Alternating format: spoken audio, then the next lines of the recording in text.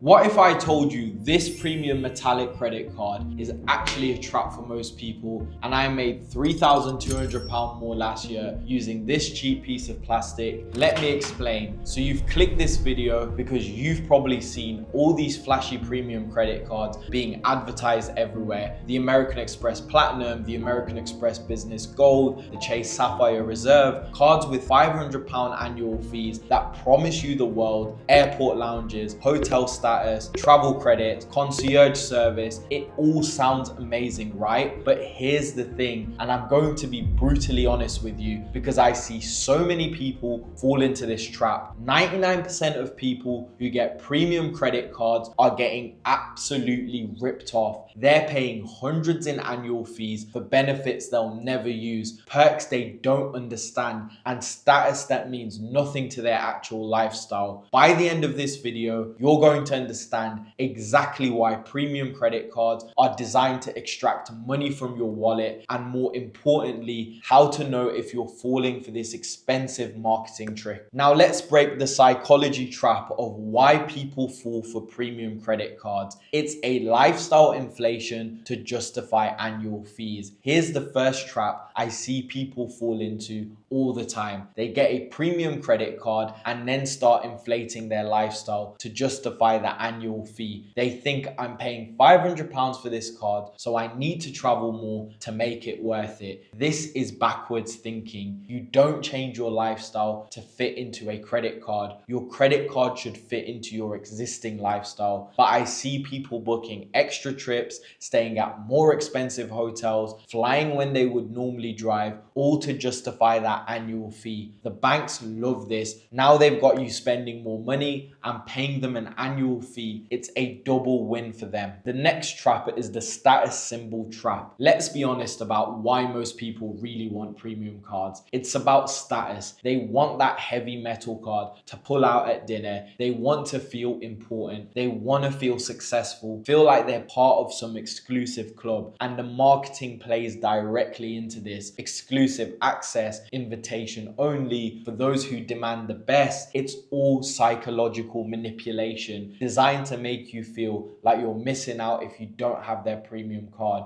But here's the truth. Nobody cares about your credit card except you. The waiter doesn't care if you're paying with plastic or metal. Your friends don't care. The only people who care are the banks collecting your annual fees. The next trap is altering your habits for credit card benefits. The third psychological trap is when people start changing their natural spending habits to maximize credit card benefits. They'll book travel through expensive portals, stay at hotel chains they don't even like, or fly airlines with poor services just because their card gives them bonus points. This is the card controlling you instead of you controlling the card. You should be optimizing rewards around your existing habits, not changing your habits to chase rewards. And the banks have a secret weapon, and the secret weapon the banks have against you is credit card breakage. They have use it or lose it benefits. Credit card companies have a term for this, and it's called breakage.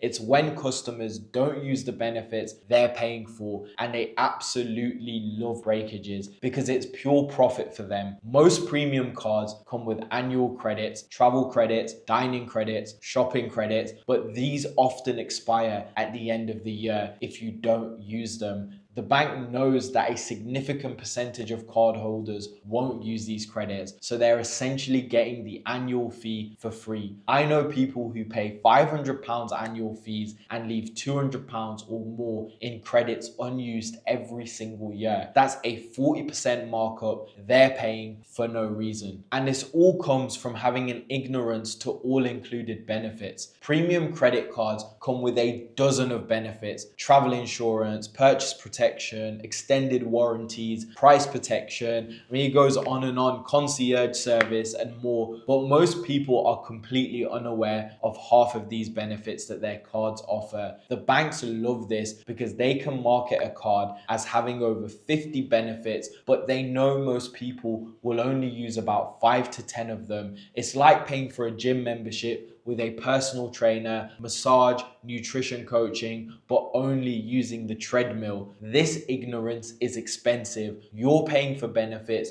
you don't even know exist. Now, another reason why these premium credit cards aren't for everyone is because they have overrated reward structures. That's inflexible currencies.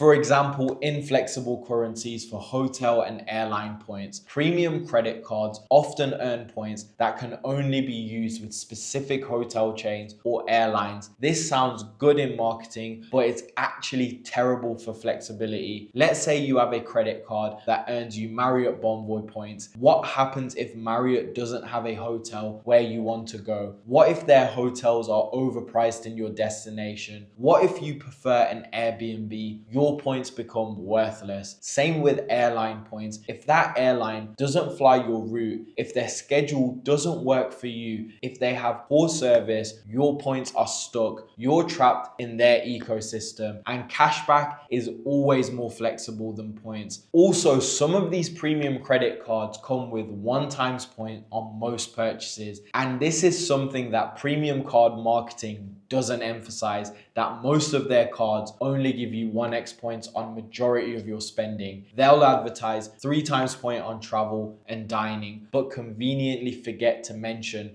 that your groceries, petrol, bills, and most often spending only earns you 1x points. Meanwhile, that basic plastic card might give you 1.5 to 2% cashback on everything. So for most of your spending, the basic credit card is actually better. Let me give you real numbers. If you spend £30,000 a year and only 5,000 of that is travel and dining, you'll earn 1x points on £25,000 of spending. That's terrible value on a card with a £500 annual fee. Now, the next thing a lot of people fall into is narrow category traps. Premium credit cards love to advertise bonus categories, but these are often much narrower than they appear. 3x points on dining might sound great, but what counts as dining? Some cards don't count takeaway, some don't count bars, some don't count food delivery, some exclude certain restaurant types, so you think you're getting 3x points on all food spending, but you're actually only getting it on a certain subset. Basic cashback cards often have broader, clearer categories that are easier to understand and maximize. Another little gimmick that these cards have is that they require you to book through their portals. Many travel benefits require you to book through the card's travel portal. This sounds convenient, but these portals often have higher prices than booking directly through airlines. I've seen people pay £200 or more for a flight just to use their travel credit card. They think they're getting a deal because they use their free £200 credit, but they're actually paid £200 extra just for the privilege. The portals also often have worse customer service, more restrictive cancellation policies, and don't count towards elite status with airlines or hotels. Now, for the normal person, a lot of these premium credit cards have a lifestyle and rewards mismatch. Daily spending benefits versus travel benefits. This is the biggest mismatch I see. Premium cards are designed for frequent travelers, but most people's spending is on daily necessities, groceries, petrol, bills, household items.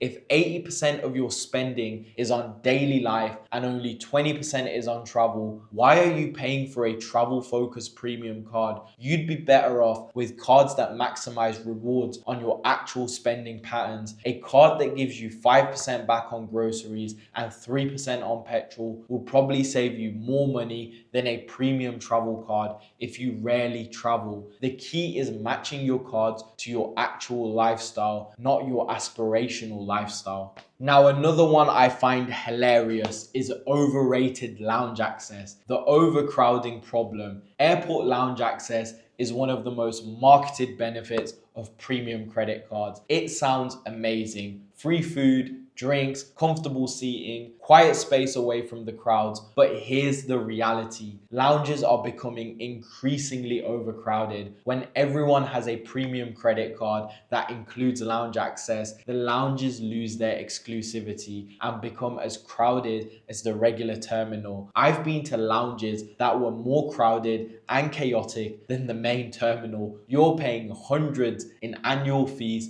to sit in a different crowded room with slightly better snacks. And what makes all of this worse is that it doesn't apply to travel companions. Most premium card lounge access only cover the primary card holder. If you're traveling with family or friends, they have to pay for lounge access or wait outside. So you're either sitting in the lounge alone while you travel and your companions wait in the terminal, or you're all sitting in the terminal together, making the lounge access worthless. Some premium cards allow you to bring guests, but often for a fee that can be £30 to £50 per person. Suddenly that free lounge access becomes quite expensive. And what most credit card companies don't tell you is that it covers limited airports. Lounge access is only valuable if there are actually lounges at the airport you use. If you primarily fly from smaller airports or regional airports, there might not be any lounges available. Even at major airports, lounge access might be limited to specific terminals or airlines. If you're flying budget airlines, you might not have access to any lounges regardless of your premium credit card. So the big question here lies, who do these premium credit cards actually make sense for? The frequent business traveler is who they're good for. Premium cards can make sense if you genuinely travel frequently. For business, I'm talking 20 flights per year, staying in hotels 50 nights per year. For these people, lounge access becomes valuable because they're using it regularly. Hotel status leads to meaningful upgrades because they're staying in chain hotels frequently. Travel insurance matters because they're consistently on the road, but this is a small percentage of people. Most people don't travel nearly enough to justify premium credit card benefits. Another person I would put into the category to go for these premium credit cards is the point and mile expert. If you're deep into the points and miles game, understand transfer partners, know how to find award availability, and have the time to optimize redemptions, premium credit cards can be valuable. But this requires significant knowledge and effort. You need to understand airline award charts, hotel redemption values, transfer bonuses, and constantly monitor for deals. This isn't a casual hobby. It's like having a part-time job if you don't know what you're doing, and most people don't have the time or interest to become an expert in this area. Another person that will benefit, now the high spender who maximizes everything will also benefit from this.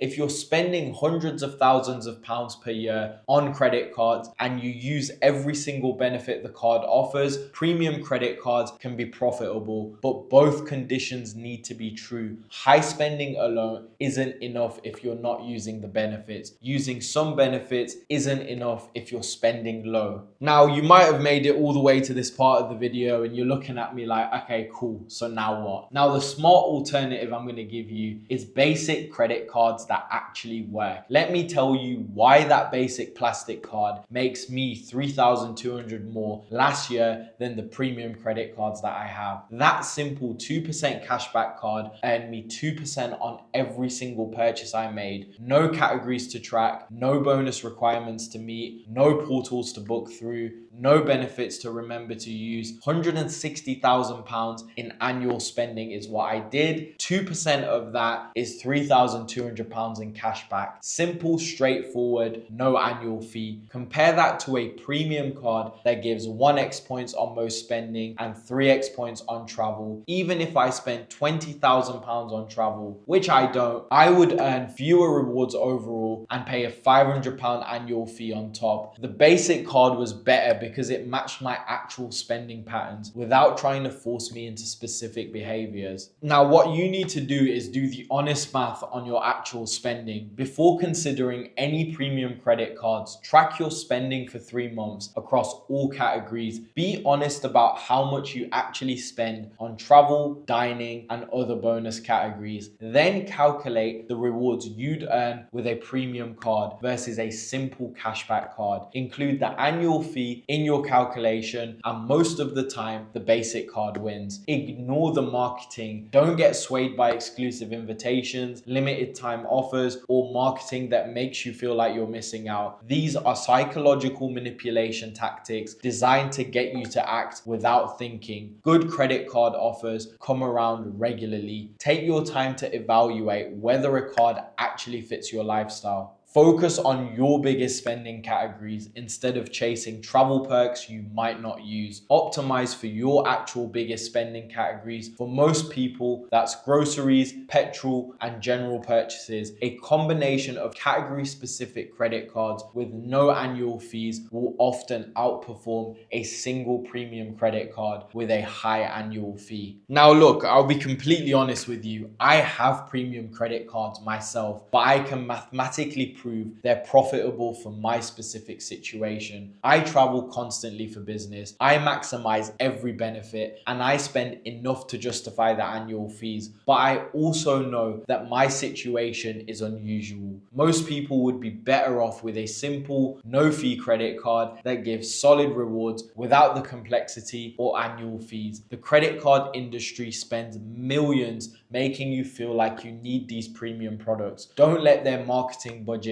become your annual expense. And on that note, guys, I'm going to call this video here. The truth is, premium credit cards are designed to extract money from people who want to feel premium but don't actually live a premium lifestyle. If you currently have a premium credit card, take an honest look at the value you're actually getting, calculate your real return after accounting the annual fees, and be honest about which benefits you actually use. Most of you will find that simple cashback cards provide better value with less complexity and no annual fees. And if this video potentially saved you from falling into an expensive trap, all I ask for is drop a like, drop a comment, and drop a subscribe. Let me know in the comments if you've calculated the real value of your premium credit cards.